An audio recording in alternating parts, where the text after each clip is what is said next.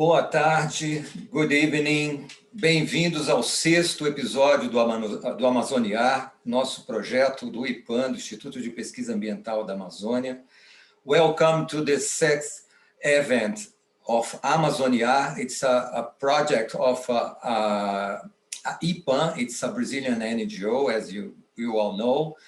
My name is Paulo Moutinho, I am a senior scientist at IPAM, and I am going to moderate this dialogue today, okay? Meu nome é Paulo Moutinho, eu sou pesquisador sênior do IPAM e vou moderar esse diálogo, esse bate-papo hoje aqui com vocês. I have to say that this event will be transmitted in Portuguese. O evento será transmitido em português. If you speak English, you can use the Zoom button interpretation of Zoom. It's a facility that you have to translate to English, okay? Only in English. So I hope that you continue to follow us in our next event. Eu espero que vocês continuem assistindo aos próximos eventos do Amazoniar. Aí vamos agora passar para português. Let's switching to Portuguese now, okay? Para quem está conosco pela primeira vez, o Amazoniar é um projeto centrado no diálogo. Realmente é um bate-papo, gente, que é para melhor compreender processos de reação global que acontecem na Amazônia e como essas relações, especialmente de comércio, diplomáticas, afetam essa região tão preciosa no planeta. É uma série de transmissões ao vivo, a gente tem esses debates pelo Zoom, mas todo o que nós debatemos aqui deve estar no YouTube do IPAM, no canal do YouTube do IPAM. Então, se você não tem como assistir, ou se alguém, colega seu, não assistiu, poderá assistir depois no canal do YouTube, no IPAM, com tradução para inglês, okay? Legendas em inglês. O Amazoniar, ele é planejado em ciclos. Esse é o último evento do primeiro ciclo do Amazoniar, o 6º evento. E, portanto, a gente deve fechar, e eu estou muito animado com essa live hoje, porque eu espero fechar com chave de ouro esse ciclo que trata especificamente do comércio internacional e Amazônia. E hoje nós vamos falar da Amazônia indígena e o comércio internacional. Como isso se relaciona? Quais são as nossas preocupações? Quais são as nossas angústias? E quais são as nossas soluções e esperanças quanto a esse tema? Eu tenho hoje, e gostaria de logo dar as boas-vindas, duas pessoas muito especiais. E, sem me estender mais, eu gostaria de apresentar o nosso convidado do lado brasileiro, o Nilcélio Rodrigues. Ele é uma liderança do povo Jarrui, é coordenador secretário da Coordenação de Organizações Indígenas da Amazônia Brasileira, a COIAB. O Nilcélio também foi vice-coordenador geral da Organização dos Povos Indígenas do Alto Madeira. Ele está falando da aldeia dele, então essa coisa de que os povos indígenas estão desconectados não é verdade, eles estão extremamente conectados e extremamente ativos. Nilcélio também foi assessor técnico da Associação do Povo Indígena Jarrui, e conselheiro do Conselho Consultivo da Floresta Nacional do Maitá. O povo de Nilcélio está lá na beira da Transamazônica, no Amazonas, perto de Humaitá, próximo do Rio Madeira, faz divisa com alguns outros povos indígenas, é uma grande área preservada daquela região que está na mão em boas mãos indígenas, para que aquilo continue preservado e continue desenvolvendo uma nova perspectiva onde a floresta, os povos indígenas fazem parte definitivamente da tomada de decisão nesse país, seja ela qual for a decisão. Também tenho comigo, que é um prazer enorme, a Pírio Cristina, vamos ver se eu acerto a pronúncia, Virtanen. Depois ela me diz se isso está correto. Ela é mestre em artes pela Universidade de Turku e é doutora em estudos da América Latina pela Universidade de Helsinki.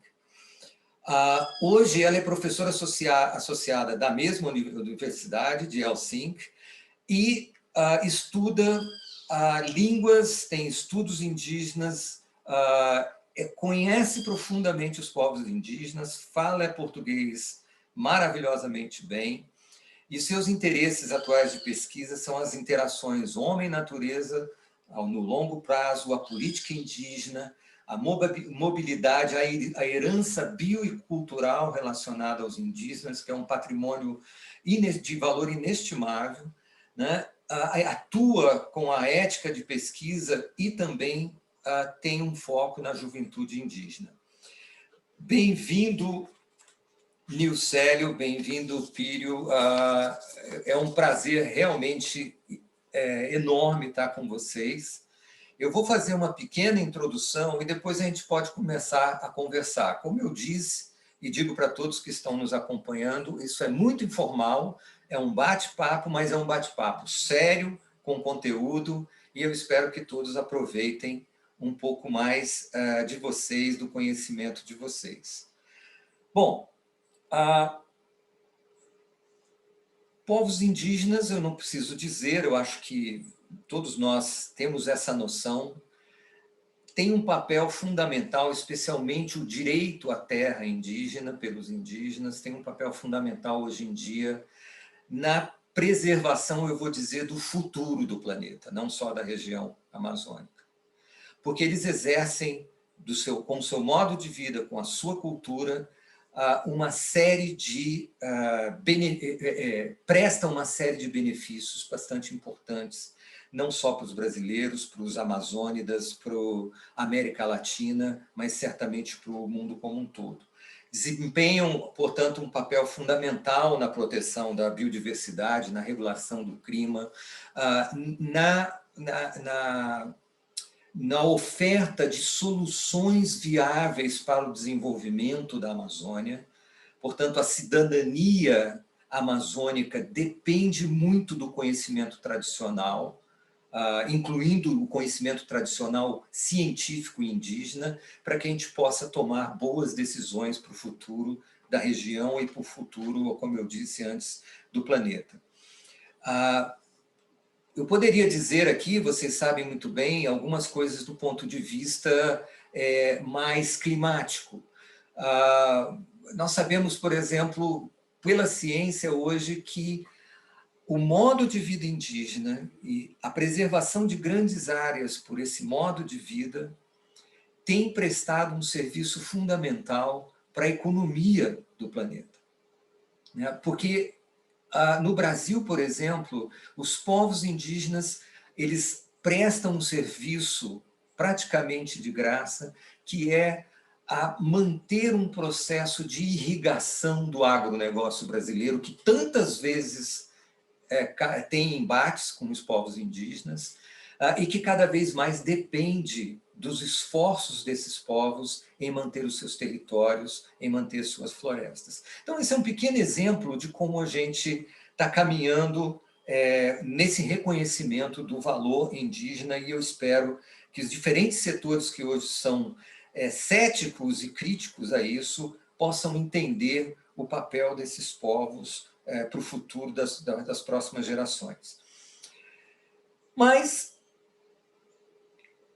parece que nem todos entendem isso, né?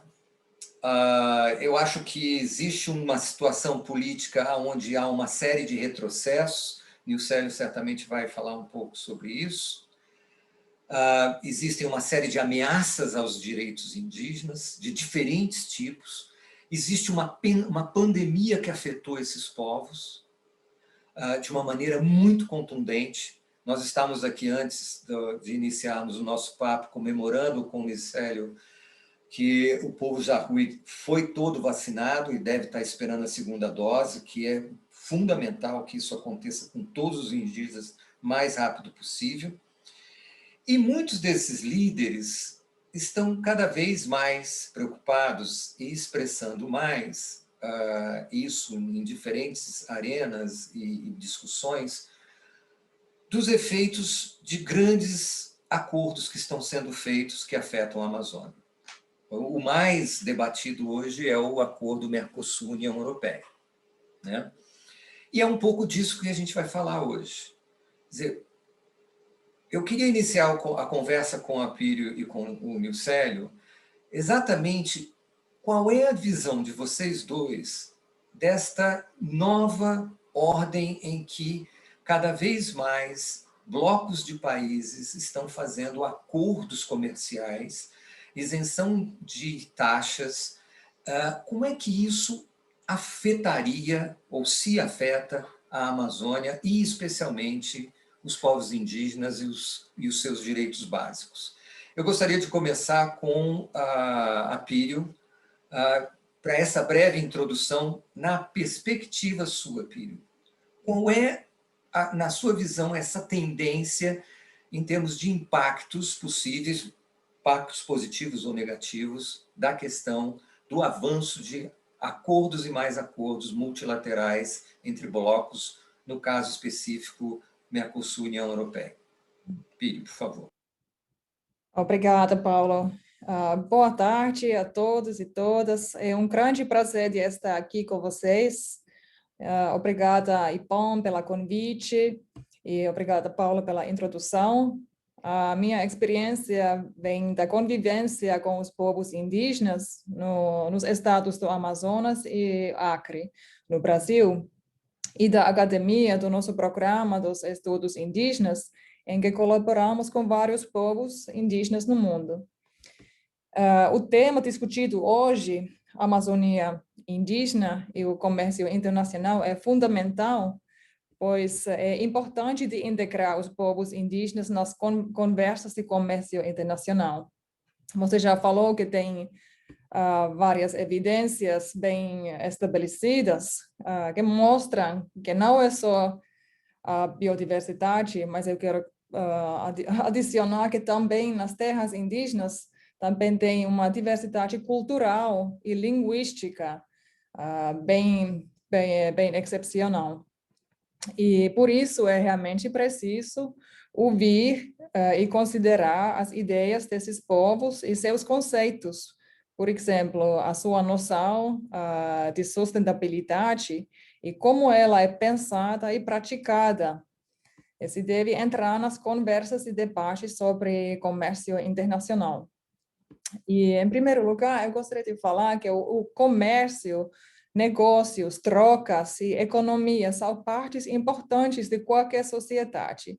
Também, desde o tempo pré-colonial, esses têm sido valores significativos nas sociedades indígenas e eles têm praticado o comércio com longas distâncias. Entre outros, existem evidências arqueológicas que havia as trocas entre os Andes e a Amazônia, e claro, dentro da grande região amazônica, entre os povos diferentes. E hoje em dia, os acordos comerciais internacionais, eles desempenham um papel significativo, pois eles ditam o que deve ser produzido, cultivado, coletado, extraído, fabricado, e por outro lado, talvez o que deve ser protegido, e assim integram vários aspectos sociais e ambientais. Realmente eu gostaria de parabenizar a iniciativa Amazônia por ter aberto esse espaço transfronteiro para olhar as questões sobre a Amazônia, que são realmente globais. A Amazônia não é um lugar isolado no mundo, estamos todos conectados por vários meios, pelos ventos e chuvas, e o que acontece aqui na Europa afeta a Amazônia. o que acontece na Amazônia impacta a Europa e outras partes do mundo. Então, obrigada mesmo pelo convite e espero que possa contribuir na discussão de hoje. Então, você perguntou sobre riscos de acordos comerciais e, bem, nós já sabemos que o acordo Mercosul-União Europeia pode intensificar as exportações de gado, soja, açúcar, arroz, milho, madeira para celulose, que inclusive já são produzidos de forma insustentável. Sempre mais e mais espaço está sendo aberto e explorado dentro da Amazônia para o uso agropecuário, entre outros, e até nas unidades de conservação. E tudo isso impacta fatalmente o clima. O risco são para nós todos. E a alteração climática tem aumentado a mortalidade e as catástrofes ambientais. E, por exemplo, nesse momento, várias partes da região amazônica estão sofrendo cheias. E o rio Purus transbordou, as várias cidades são alagadas, entre elas Envira e Boca do Acre. Mas a destruição ambiental para os povos indígenas será sempre também um perigo econômico e cultural. A floresta é sua casa, as florestas marcam o seu patrimônio cultural, material e imaterial, e não se pode ser separado da terra, águas e florestas. Também é bom lembrar que acordos podem estabelecer e apoiar vários tipos de economias que talvez não sejam tão visíveis para consumidores, mas têm impactos ambientais e sociais enormes. Entre essas economias que podem ser suportados através de acordos comerciais, são os negócios de fertilizantes, agrotóxicos, indústrias de infraestrutura e combustíveis fósseis extraídos. E é possível que os governos acabam dando subsídios para esses tipos de indústrias que beneficiam certos empresários, em vez de pensar em novos modelos de produção, que podiam ser até mais saudáveis para os humanos e a terra e animais. Então, os sistemas são bem complexos, mas agora é um momento de refletir sobre que tipo de comércio e futuro queremos. E a biodiversidade e o clima, que depende dela, tem também uma relevância econômica.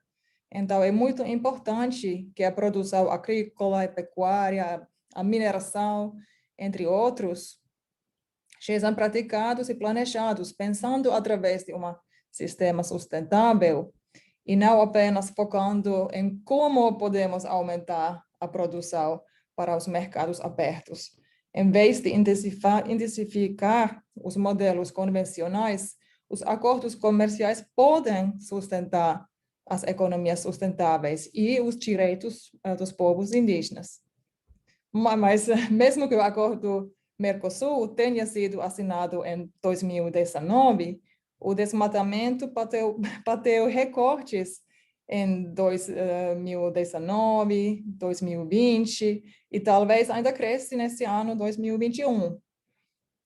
O que tem acontecido nos últimos anos, nós temos visto grilagem, contaminação, poluição ainda mais forte e vários outros impactos fatais que são crimes contra a humanidade. O risco dos acordos comerciais é que crescimento econômico sempre parece ser mais importante que o futuro ambiental sustentável e o uso sustentável dos recursos naturais e das terras. E assim, eles podem violar fundamentalmente os direitos indígenas e humanos. Ótimo, Pírio. Nós perdemos o Nilcélio, mas ele certamente vai entrar daqui a pouco. Eu acho que você tocou em pontos muito importantes. Um deles é exatamente, eu vou tentar traduzir aqui um pouco, o reconhecimento desses saberes e desse modo de vida e levar isso em conta nas questões de estabelecimento desses acordos, né? Ou seja, numa região como a Amazônia, quanto mais voz e reconhecimento desse conhecimento indígena, mais serão acordos legitimados e mais sustentáveis. Então, quero que a gente segure um pouco essa discussão e eu queria agora escutar o Nilcélio. Nilcélio, então, daí da aldeia, qual é a sua visão sobre esses grandes acordos que vão sendo estabelecidos, e especialmente Mercosul e União Europeia? Para onde vamos com eles, Nilcélio? Quais são os potenciais impactos que isso poderia gerar? Até eu poderia dizer impactos positivos, se você acha que tem alguns, ou os impactos negativos. Nós estamos perdendo o Nilcélio toda hora, deve estar caindo uma tempestade lá.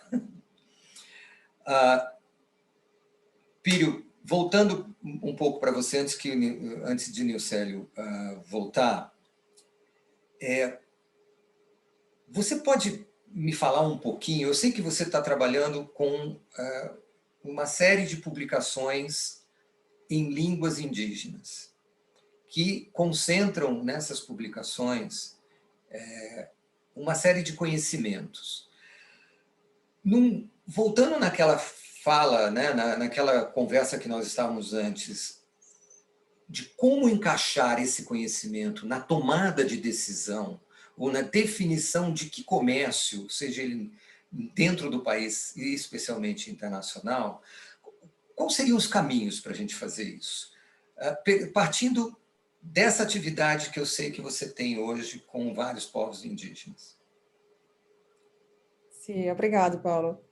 A língua indígena é importante por causa de entender melhor como os conhecimentos ecológicos indígenas são produzidos, porque tem muito conhecimento ecológico, vamos dizer, a taxonomia, as categorias específicas, e assim, que são realmente transmitidos pelas línguas indígenas. Então, o conhecimento deles é muito importante e também as maneiras deles de pensar o que é o desenvolvimento sustentável. Então, eu acho que o assunto mais importante realmente é a participação indígena nessas mesas onde as decisões são tomadas. Então, tudo depende da participação dos povos indígenas nesses processos de preparar acordos internacionais. E quanto for mais cedo, sempre melhor. E essa participação, na verdade, é garantida pela Convenção 169 da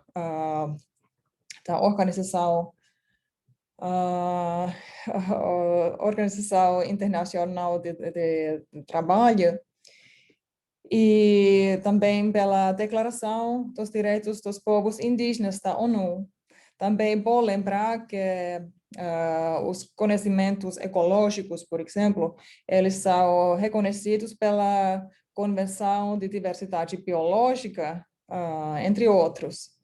E os povos indígenas, eles têm o direito aos seus recursos naturais, à sua língua, à sua cultura, e como eles estão guardando a maior parte da diversidade linguística, cultural e biológica do mundo, eles realmente têm que estar presentes nessas mesas onde as decisões são feitas.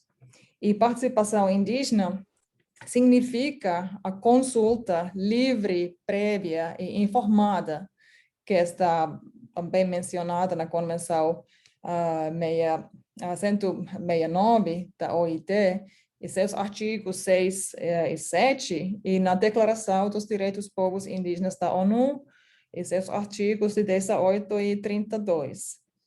E a Convenção da OIT é uma regra a ser cumprida.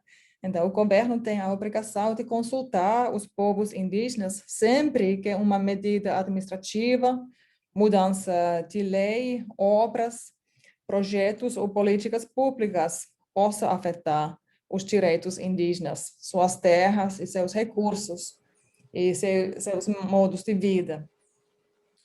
Então, é realmente importante que eles são consultados no modo livre, prévia e informada. E a consulta não é somente uma reunião rápida e só dar as informações, não é uma audiência pública, é um diálogo. O que é preciso é um diálogo ao longo Sim. prazo. E necessita a participação de todas as pessoas na comunidade. Então, lideranças, professores, representantes das associações, se existirem, agentes agroflorestais, mulheres, Na velhos. verdade, Piro, consulta não pode ser confundido com participação, né? A gente tem que garantir a participação efetiva. Eu gostaria de também, Pírio, escutar o Nilcélio. Nilcélio, você pegou a minha pergunta anterior, antes de você ter problema aí na conexão? Peguei, sim. Então, queria saber um pouco da sua visão. Para onde vamos com esses acordos do ponto de vista dos indígenas? Para onde podemos melhorar? Quais são os impactos, se é que tem positivos, se é que tem negativos? Na sua visão, para onde vamos, Nicélio? Então, boa tarde a todos. Que nem o Paulo fez um breve relato. Eu me chamo Nilcélio de Arrui. Eu sou do povo indígena de Arrui, daqui da região do sul do Amazonas, do município de Humaitá, do estado do Amazonas, aqui do Rio Madeira. Então, a nossa perspectiva em relação a esses acordos do Mercosul e da União Europeia, eles são totalmente negativos para os povos indígenas, não só da Amazônia, mas do Brasil, referente aos impactos, né, que ele causa à cultura milenar, ao modo de vida tradicional das populações originárias, que somos nós, povos indígenas do Brasil. Eu sempre falo em minhas falas que com a filosofia que Pedro Álvares de Cabral descobriu o Brasil, isso, para mim, é uma filosofia, porque nós já estávamos aqui antes de esse cidadão chamado Pedro Álvares Cabral dizer que descobriu o Brasil. Então, todos os nossos direitos referente à terra, ao meio ambiente, ao bem-estar sociocultural, cultural, tradicional, milenar, ele deve ser respeitado por qualquer ente do governo federativo, tanto ele faz da esfera municipal, como estadual, como federal. Até porque, na década de 1910 a 1800, não sei quantas, os reinos, os príncipes têm dívida, o Estado brasileiro tem uma dívida com esses povos originários, que desde essa época eles sempre escravizaram nós, povos indígenas, negros, populações tradicionais, para uma obra e mão escrava, para esses benditos reinados que se alastraram como uma sociedade de grandeza e via nós, povos indígenas, negros e comunidades tradicionais como minoria que deveria ser pisado. E a Constituição de 88, ela é bem clara no seu artigo 231 e 232, que os direitos dos povos indígenas devem ser respeitados. Então, o governo ele não está fazendo um favor de respeitar as populações indígenas, os povos indígenas originários. Eles têm que fazer valer essa lei que está na Constituição, que próprio eles aprovaram na Constituinte de 88. Com esses tratados do Mercosul com a União Europeia, isso traz muitas percas para nós na biodiversidade e no nosso modo de vida. Inclusive, porque esses acordos, eles expandem o agronegócio dentro dos nossos territórios. Hoje, a gente já passa por um massacre dos povos indígenas por conta desse grande desmatamento que está ocorrendo na Amazônia, por esses latifundiários que querem plantar soja, milho, algodão, cana-de-açúcar e entre outros cultivos que ferem totalmente as terras indígenas.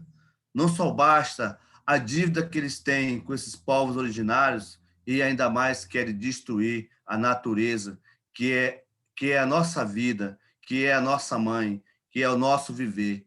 É eles que traz o ar que nós respiramos, não só nós, povos indígenas, mas os próprios povos da América e outros povos de outros países. Eles têm uma grande dívida com nós, porque nós somos as populações que mais preservam e que mais têm ar dentro dessas florestas para que essas futuras gerações, não só dos povos indígenas, mas da nação brasileira e dos outros países, possam respirar um ar livre sem poluição. Que os nossos rios ainda são preservados, porque estamos aqui dentro desses nossos territórios, cuidando para que eles não sejam infectados com mercúrio por conta dos grandes exploração mineral que há em áreas da Amazônia, não só da Amazônia, por esses grandes interesses de recursos naturais, dessas grandes empresas que só querem o desenvolvimento a qualquer preço. Nós hoje não queremos o desenvolvimento a qualquer preço. Nós queremos sim o desenvolvimento, desde que ele seja respeitado, todas as culturas, todas as tradições das populações originárias, dos povos tradicionais, né? Nós não queremos também ser egoísta com a nação brasileira, que se a economia deve-se ter uma economia, mas não uma economia de qualquer jeito, atropelando os direitos, né? Então, queremos que sejam respeitados a Convenção 69, o direito de consulta e o próprio direito de usufruto desses territórios que são as populações indígenas, os povos tradicionais originários dessa terra. Todo esse acordo que estão querendo fazer, não estão ouvindo as populações indígenas. A gente também não quer ser só ouvido, a gente quer fazer parte do processo desses acordos, porque nós sabemos aonde vai estar os impactos dentro ou no entorno de nossos territórios. Com isso, o nosso modo social é atropelado dentro do nosso território. E não só o agronegócio, ele causa o genocídio, o garimpo causa o desmatamento, causa a destruição da natureza. Essas grandes obras e pavimentações que é ofertada pelo governo federal, isso dizima outros povos isolados de recente contato que estão dentro da Amazônia e do Brasil, e entre outras regiões do Brasil. Esses acordos comerciais são feitos acordos em portas fechadas, com o governo, que é um governo que tenta usurpar dos direitos coletivos dos povos indígenas e dos povos tradicionais. Então, eu tenho uma honra de estar fazendo parte dessa mesa da Amazônia e dizer que vamos continuar na luta em defesa das áreas protegidas, tanto das terras indígenas como das unidades de conservação, para que no futuro a gente consiga beber uma água limpa e saudável e que no futuro a gente tenha um oxigênio para respirar, não só para nós, mas para nossas futuras gerações e para os outros países que deles estão usufruindo o oxigênio do Amazonas, da Amazônia e do Brasil. Obrigado, Mircélio. Muito bom. Eu acho que esse chamamento, que eu acho que Pírio também fez um pouco nessa linha, de que a inclusão e a participação garantida dos povos indígenas, quilombolas, comunidades tradicionais que estão na frente, no chão da Amazônia, é fundamental para que a gente tenha minimamente uma discussão legítima sobre qualquer acordo que tenha sido feito. E como você muito bem colocou, não há espaço para que isso aconteça. Eu fico aqui imaginando, depois de escutar vocês dois, se há algum tipo de... Vamos fazer aqui um exercício, tá? O exercício que é o seguinte: se nós tivéssemos, seja Pírio como uma especialista na questão indígena, seja Nicélio como um líder indígena influente e com conhecimento tradicional, com formação também em faculdade acadêmica, se vocês dois tivessem a oportunidade de participar de uma reunião para discussão do Mercosul, União Europeia, qual seria a fala de vocês nesse momento? Nilcélio, qual seria? Vou começar com você, para aproveitar a sua conexão aí, que está ótima. Então, Paulo e demais que estão nos ouvindo, a primeira coisa que a gente ia falar é que o Mercosul deveria respeitar todos os direitos dos povos indígenas, né, e ouvir as raízes originárias de como que esse processo tinha que ocorrer dentro da Amazônia ou do Brasil com as terras indígenas. A primeira coisa que a gente ia falar. A segunda coisa que a gente ia falar é que tem todo um parâmetro legal de direito, que é a Constituição de 88, que garante isso. O terceiro é a Convenção 69, que a gente tem que ter o direito à consulta. E o quarto é que hoje nós temos os nossos protocolos de consulta. Algumas terras indígenas, alguns povos indígenas já têm essa ferramenta onde direciona todo o tipo de ações de tratados internacionais, nacional, de grandes obras e empreendimentos que afetam os territórios indígenas. Então, a gente tem o protocolo, a gente tem a nossa lei tradicional, que ela deve ser respeitada dentro desses protocolos, que é feito tradicionalmente cultural pelos povos indígenas. Então, são essas coisas que a gente ia falar na reunião do Mercosul, para a gente poder entrar num diálogo, entrar numa conversa e entrar em diretrizes para que fosse feito qualquer tipo de tratado, eles tinham que respeitar essas condicionantes. É isso aí, Nilcélio. Eu acho que você lembrou bem de dois pontos muito importantes, que são os protocolos. Não é apenas uma reivindicação indígena. Vocês construíram, vários povos têm isso, esses protocolos que precisam ser seguidos e respeitados. Também eu incluiria aí, depois a gente pode voltar nisso, os planos de vida e de gestão das terras, que precisam ser entendidos como planos, como a gente faz para qualquer outra coisa de uso de um determinado território, e precisam ser conhecidos e entendidos e respeitados.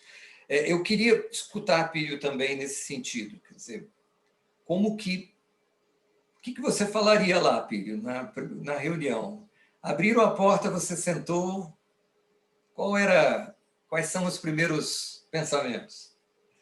Bem na mesma linha como o Nilcélio já fez, eu acho que é necessário de criar as condições para o acordo Mercosul, que realmente obrigasse a consulta adequada aos povos indígenas e que seus direitos às suas terras sejam garantidos e implementados. A implementação é muito importante. De acordo com o UNDRIP e várias outras leis internacionais. Também poderia condicionar a demarcação de terras indígenas que estão ainda em processamento. E quando falamos dos impactos e a consulta, é importante notar que os impactos sobre as vidas das terras e vida dos povos podem também ver com as áreas que são exterior das terras demarcadas, ou ao redor deles, porque esses impactos para os ecossistemas também vêm fora das terras indígenas, porque os ecossistemas não têm fronteiras nacionais, eles não têm fronteiras políticas, então por isso é realmente que essa vontade política reconhece que os impactos têm que ver numa visão muito ampla. E eu falei da consulta prévia, livre e informada, e eu falei que toda a comunidade tem que estar envolvida, e realmente a decisão deve ser coletiva. Toda a comunidade tem que participar, e eles têm que ter o tempo e não ter pressa em fazer a decisão, mas ter tempo para poder entender todos os impactos negativos, fatais, mas também positivos, e ter um espaço para poder perguntar se não entender algo, por exemplo, se não entender as palavras técnicas, e tudo isso deveria que acontecer sem influência, e as explicações devem também ser traduzidas para as línguas indígenas. E tem vários estudos importantíssimos, por exemplo, pela EMRIP, que é Mecanismo de Peritos sobre os Direitos dos Povos Indígenas, da ONU, e ele lançou o seu estudo, estudo sobre consulta livre, prévia e informada, e nesse estudo está bem mencionado que os estados devem assegurar que os povos indígenas tenham os recursos e a capacidade para realmente praticar esses processos de consulta, apoiando o desenvolvimento de suas próprias instituições. E eles têm que ter a liberdade de orientar e dirigir o processo de consulta. E, na verdade, vários povos indígenas amazônicos já têm desenhado os seus próprios protocolos de consulta. Eles realmente têm desenvolvido esse modelo, como tem que ser essa consulta, que tem que acontecer na relação de nação a nação. Realmente um diálogo entre duas partes iguais. Então, é isso que eu gostaria de colocar. Ótimo. Gente, está muito bom. Tá? Eu agradeço aos dois por essas falas todas. A gente tem várias perguntas no chat. Eu queria dar a chance para que quem nos assiste ter essas perguntas respondidas. Então, agora eu vou fazer, Nilcélio e Piro, algumas perguntas que talvez estejam relacionadas com isso que a gente acabou de falar, né? Tem duas aqui que eu acho super interessantes, que eu gostaria que vocês fizessem uma resposta a elas. E uma é dirigida para o Nilcélio, o outro para Piro. Para Nilcélio, a pergunta é a seguinte: você acha que os indígenas da Europa e os da Amazônia podem somar forças para mudar os rumos desses acordos comerciais? E se sim, como seria isso? Se Pio quiser comentar, também está aberto. E a outra pergunta, dirigida a Pio, mas se Nilcélio quiser comentar, está aberto. Muito se fala sobre a floresta amazônica, Pírio. Será que os europeus realmente entendem a realidade plural da Amazônia indígena? Será que eles têm consciência do que se envolve, de que está envolvido? E aí eu acho que a pergunta não é só a sociedade, mas também os governos. Vou começar com você, porque a gente perdeu por alguns instantes aqui o Nilcélio.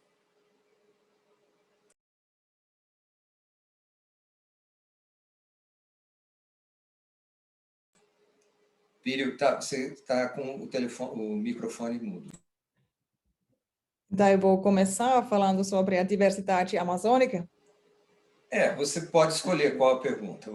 A questão é sobre, não sei se você pegou bem, Os Sim, a indígenas primeira. da Europa e os indígenas da Amazônia podem juntos mudar o rumo dos acordos?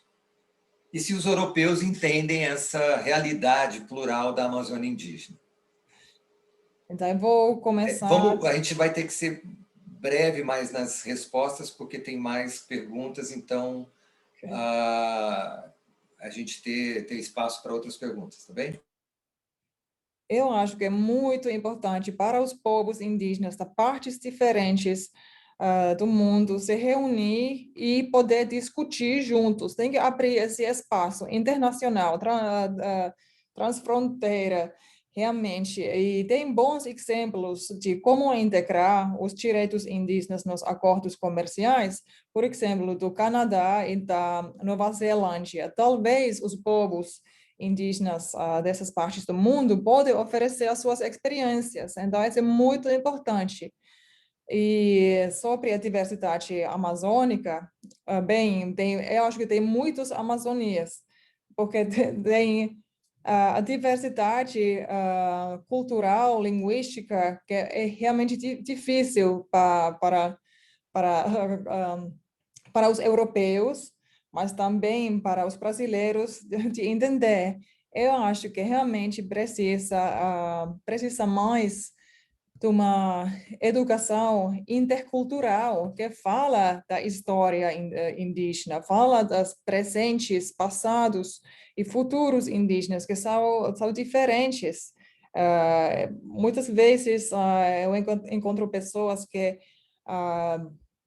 acham que é uma grande surpresa para eles de realmente saber que na Amazônia brasileira tem mais que 300 povos indígenas e quase 200 línguas indígenas.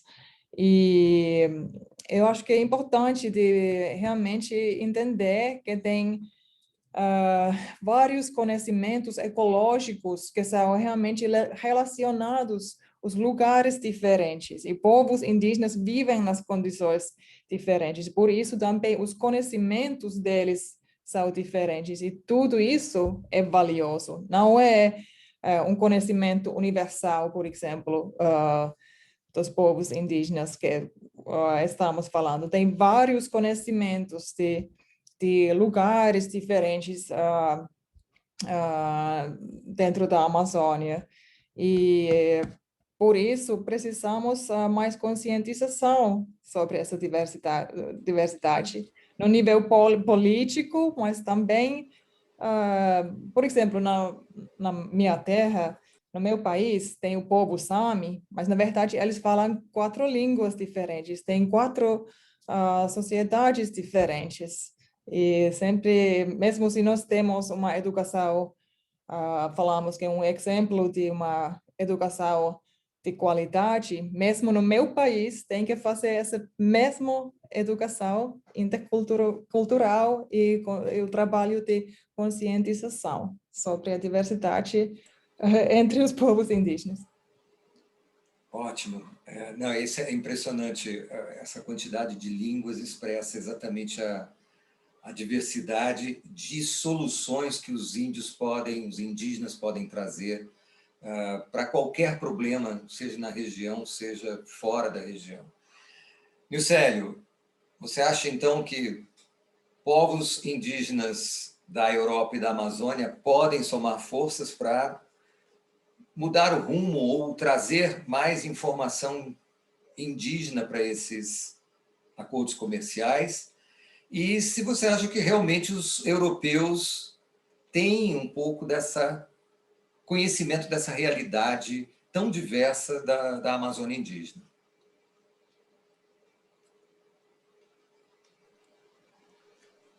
Então, nesse sentido, ao longo dos anos, né, nós dentro da COIAB, dentro do movimento indígena, aqui no Brasil, a gente tem feito muita incidência a nível de outros países, né, com outros povos indígenas. A gente tem uma perspectiva que a gente podemos sim fazer uma incidência com esses nossos irmãos dos outros países para somar força junto com a gente para tentar mudar esses acordos, né? E o que a gente vê é que os cidadãos dos outros países, eles conhecem, sim, nem que seja por jornal, notícia de jornal pela televisão, por jornal impresso, enfim, por outros meios de comunicação, conhece os povos indígenas e a Amazônia em si. Então, se eles agregam essas perspectivas de acordos que aflige direitos originários de populações indígenas, de populações tradicionais, é porque, infelizmente, esses cidadãos querem tapar o rosto, tapar os olhos e não enxergar que dentro dessa floresta, dentro desse meio ambiente, dentro desse território, há uma vida, né? Há vidas, né? Vidas com diferentes modos de vidas, né? De crença, de língua, de modo de viver, mas que são ser humano, que então querem fazer acordo e tratados de qualquer jeito. Então, assim, não é por falta de informação, é por falta de conhecimento que esses cidadãos, essas pessoas vislumbram de acordos fechados, né, sem uma consciência e uma plena visão de convocar ou de, pelo menos, ter uma consideração e respeito por essas outras vidas que vão ser impactadas com esses acordos. Então, há uma probabilidade, sim, de uma união, de uma unificação com nossos irmãos dos outros países, para que a gente consiga somar forças e mudar essa ideologia desses acordos. E não é por falta de informação ou de transparência por parte do próprio contexto da sociedade sobre a Amazônia ou sobre esses tratados que diferenciam esses cidadãos que montam esses tratados e não querem enxergar a minoria. Ótimo, Célio, muito bom.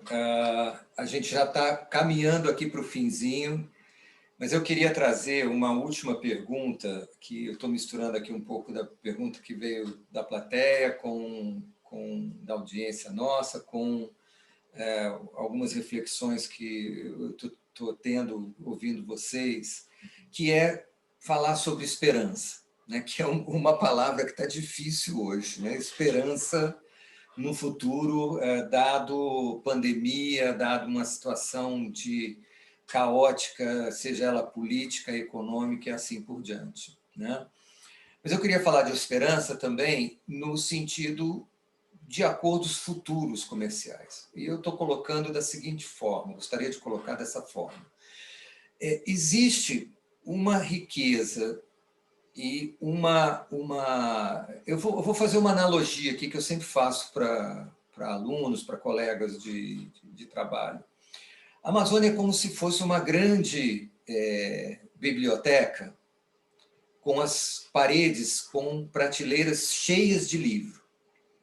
E são livros que ninguém ainda teve chance de ler um único volume sequer. E nós estamos chegando lá e pondo fogo nessa biblioteca. Uma boa parte desse conhecimento que está lá e ninguém acessou, ele está sendo acessado e produzido e está na mão dos indígenas. Então, vocês acham que é possível, num futuro, criarmos acordos comerciais sobre, na verdade, envolvendo essa riqueza que é ofertada pela biodiversidade amazônica, que tem como os guardiões, vamos dizer assim, os povos indígenas, comunidades tradicionais, quilombolas, e criar uma nova economia que seja baseada nessa participação, nessa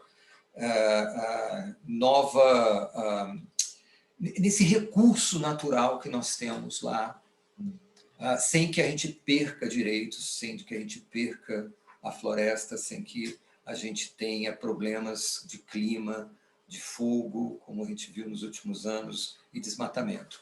Eu queria encerrar com a fala de vocês sobre essa esperança, se vocês acham, na perspectiva e na experiência de vocês, que é possível a gente ter esse tipo de esperança para a região, e vamos dizer para outras regiões do planeta, por que não? Nilcélio, vamos começar com você. Então, Paulo e os demais, essa frase de esperança é o que hoje, né, desde muito que nós, povos originários, estamos tendo, desde a época da colonização, né, até os dias de hoje, até 521 anos que já nos passaram, já levou algum dos nossos irmãos, nossos pais, nossos tios, nossos avós, bisavós. Queremos sim a esperança, né? Apesar de estarmos enfrentando uma crise de um vírus que está levando muito dos nossos irmãos, que é a Covid-19, nós ainda enxergamos ainda essa esperança. E essa esperança que nós enxergamos é de que a sociedade em si consiga enxergar que há uma esperança, sim, de fazermos esse acordo de uma forma que dá para fazer, preservando o meio ambiente, preservando a biodiversidade, preservando os rios. Por quê? Porque hoje a sociedade indígena, os povos indígenas, eles conseguem produzir os produtos extrativistas de média e grande escala. Esses produtos que são produzidos dentro dos territórios indígenas, como melancia, milho, mel, farinha, castanha, copaíba, sangue de dragão, borracha e outros tipos de produtos, eles podem ser, sim, feito um acordo de forma sustentável.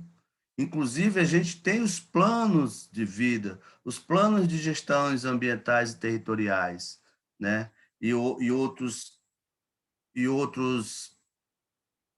documentos técnicos que são chamados aí, os planos de vida, os planos de gestão ambiental e territorial, enfim, os outros nomes que são chamados de diagnóstico socioambiental, enfim, outras nomenclaturas. Nós temos isso.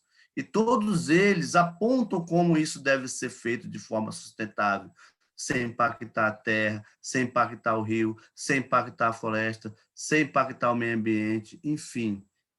Dá para se fazer, mas basta as pessoas quererem enxergar esses grandes empresários e essas multiempresas que só pensam em agregar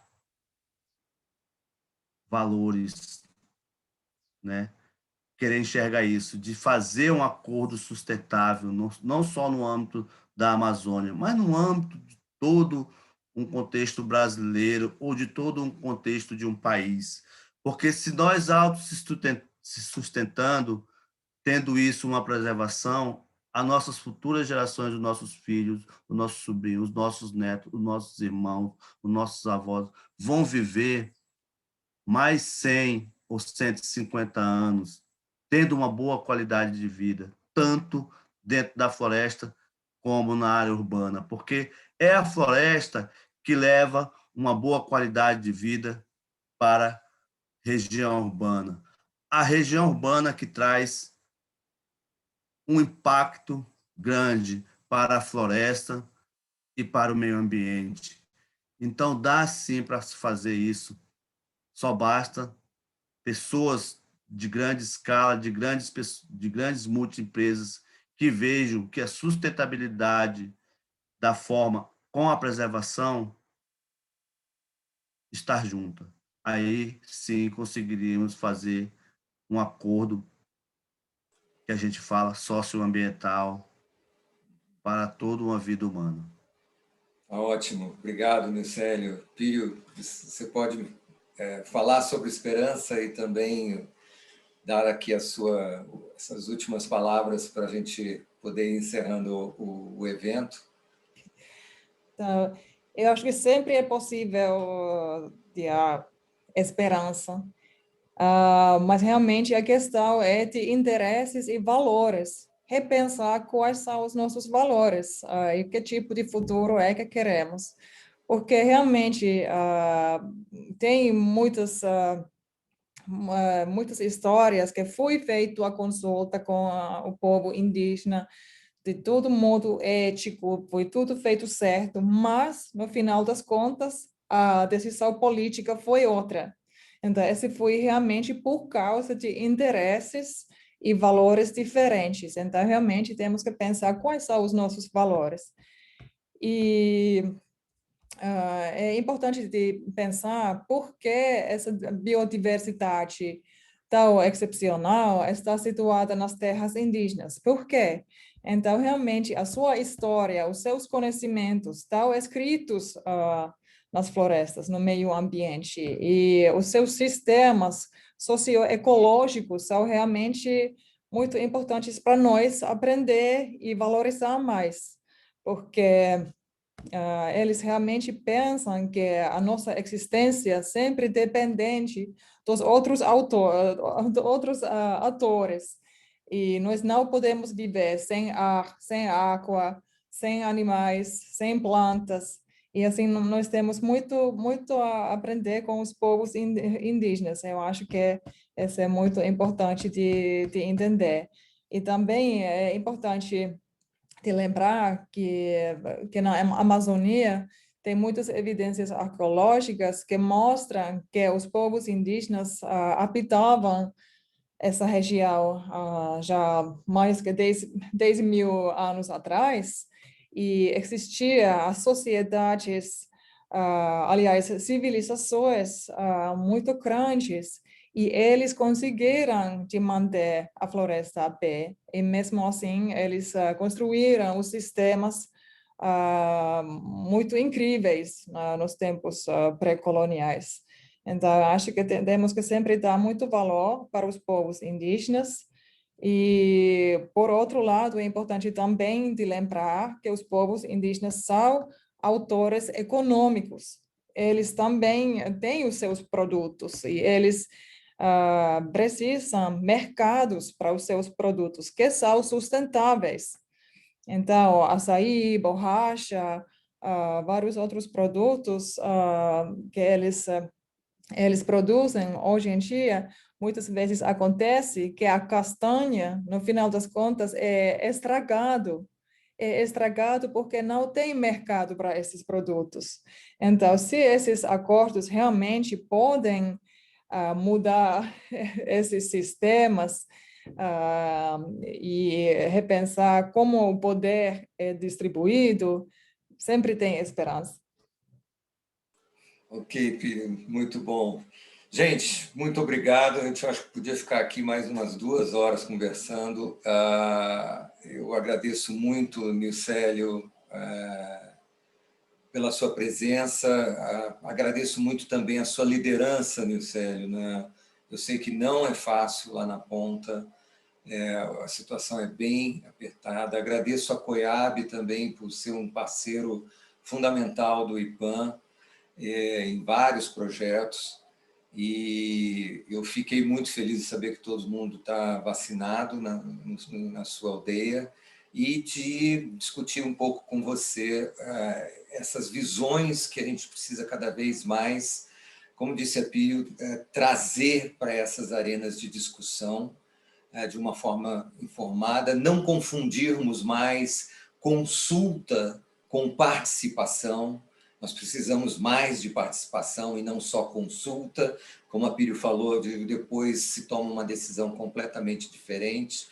E se nós conseguirmos avançar com os acordos comerciais, mesmo os internacionais, que têm esse reconhecimento incondicional do papel desses povos originários, comunidades tradicionais quilombolas e assim por diante, nós certamente teremos um comércio mais sustentável no mundo que vem aquecendo e que está em mudança do clima e que certamente terá vários problemas pela frente.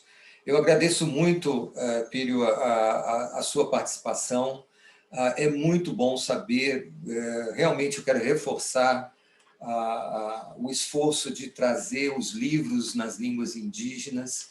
Esse é um esforço que você e os indígenas na Amazônia estão fazendo, que é fundamental, eu diria, para o comércio internacional, né, para os acordos comerciais, porque isso traz uma informação que é preciosa nesse entendimento do que são os povos originários e o papel que eles têm, cidadão, no futuro do país, futuro da região e do planeta. Eu agradeço muito aos dois. Obrigado, Nicélio, Pírio, foi um prazer falar com vocês. Até logo.